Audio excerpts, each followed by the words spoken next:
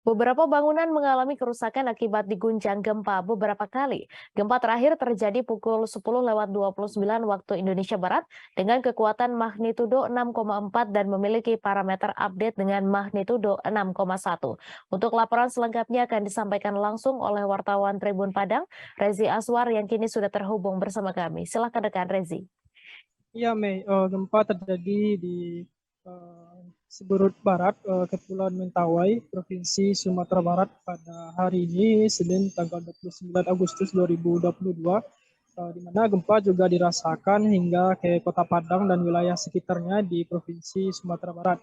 Untuk gempa terakhir, ini ada beberapa kali gempa dirasakan oleh masyarakat di Kepulauan Mentawai dan sekitarnya.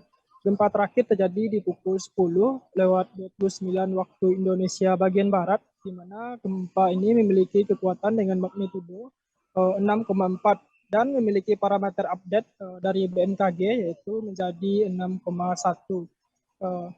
Untuk lokasinya berada di laut pada jarak 12 km arah barat Laut Siberut, Kepulauan Mentawai, Provinsi Sumatera Barat. Gempa bumi ini merupakan jenis dangkal akibat adanya aktivitas subduksi lempeng segmen megatrust Mentawai Siberut. Gempa ini juga dirasakan dari beberapa kawasan di Provinsi Sumatera Barat, yaitu Tua Pejat, Painan, Kota Padang, Bukit Tinggi, Solo, Selatan, dan wilayah lainnya sekitarnya di Kepulauan Mentawai.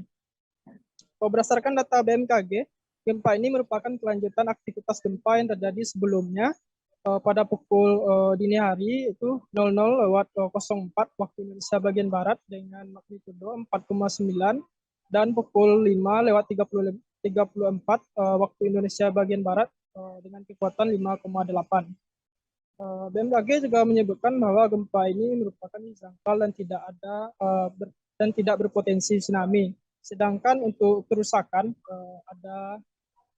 kami dari Tribun Padang sudah melakukan komunikasi dengan BPBD Kepulauan Mentawai bahwasanya untuk kerusakan ada 3 unit bangunan, yaitu fasilitas umum rusak ringan seperti retak-retak, terdiri dari sekolah, puskesmas, dan rumah ibadah.